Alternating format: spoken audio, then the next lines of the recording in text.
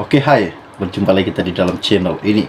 Oke, pada hari ini, apa yang admin ingin kongsikan kepada Anda semua berkaitan dengan isu-isu panas yang tergempar, yang sangat viral baru-baru ini.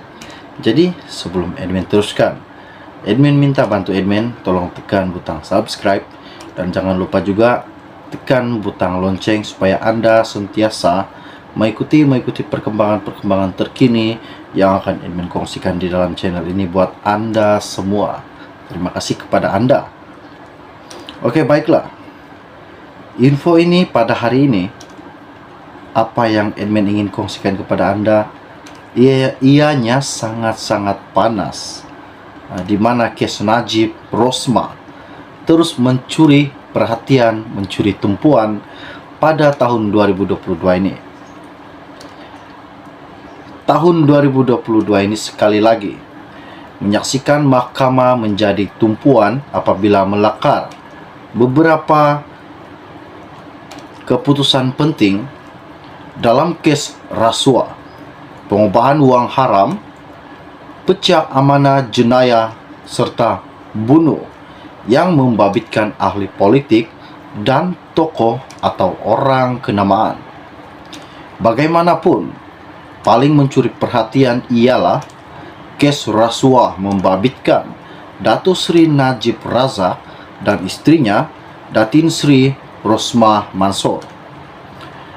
Keputusan mahkamah dalam kes berprofil tinggi itu turut menyaksikan Najib menjadi bekas Perdana Menteri pertama Malaysia yang terpaksa meringkuk dalam penjara bagi kesalahan jenayah.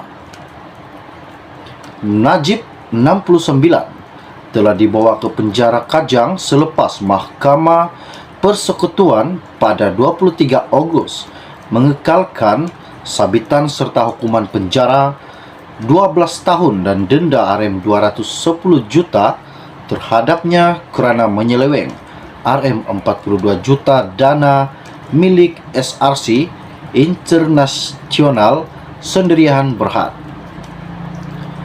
Panel 5 hakim dipengurusikan Ketua Hakim Negara Tuan Tengku Maimun Tuan Mat ketika menolak rayuan Najib terhadap keputusan Mahkamah Rayuan yang mengekalkan perintah Mahkamah Tinggi memutuskan bahawa bekas Perdana Menteri itu semasa perbicaraan kes tidak pernah mempersoal wang sebanyak RM42 juta yang dideposit ke akaun bank peribadinya.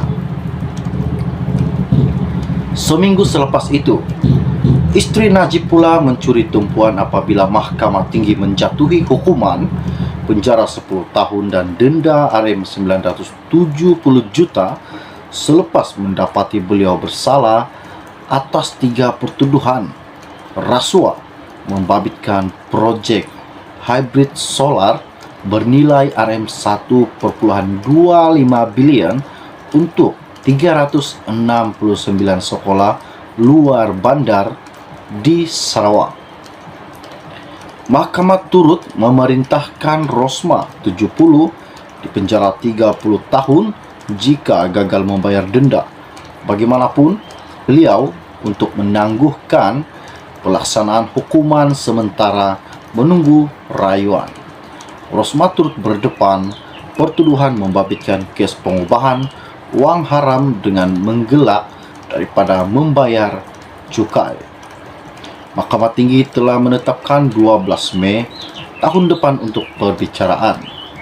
Sementara itu, Najib berdepan 4 kes penyelewengan wang sebanyak RM2.3 bilion dana milik 1MDB menggunakan kedudukannya untuk meminda laporan audit 1MDB pecah amanah jenayah berjumlah RM6.6 bilion berhubung pembayaran kepada International Petroleum Investment Company IPIC dan pengubahan wang haram membabitkan dana SRC International sebanyak RM27 juta.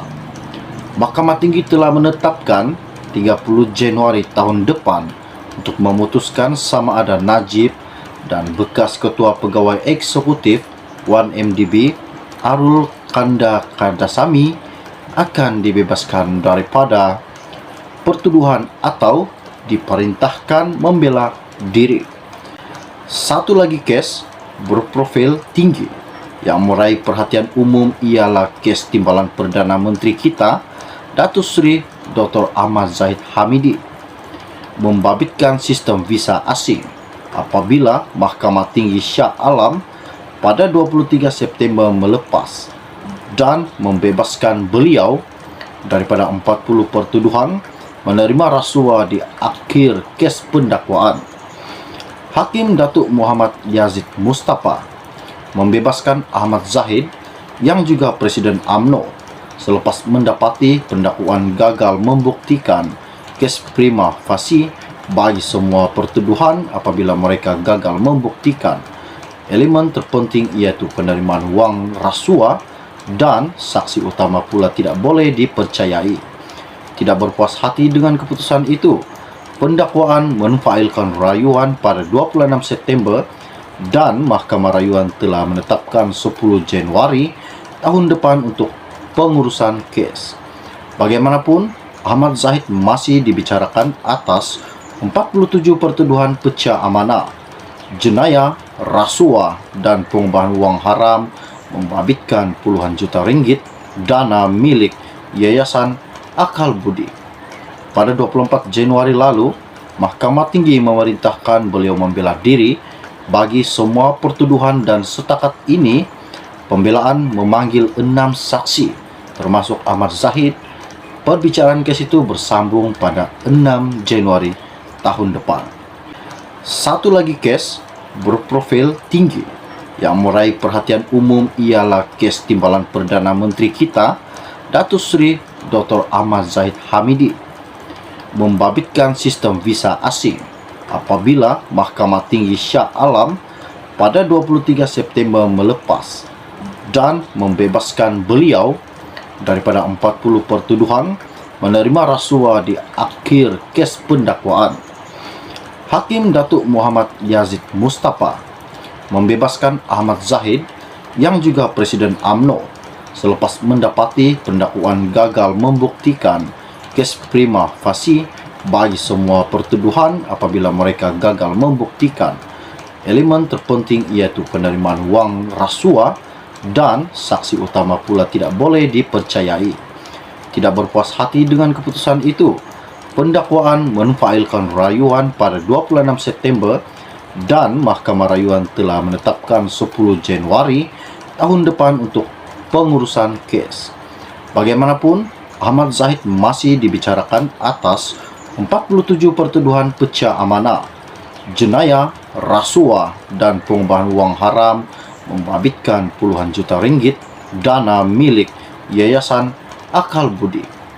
Pada 24 Januari lalu, Mahkamah Tinggi memerintahkan beliau membela diri bagi semua pertuduhan dan setakat ini pembelaan memanggil 6 saksi termasuk Ahmad Zahid. Perbicaraan kes itu bersambung pada 6 Januari tahun depan.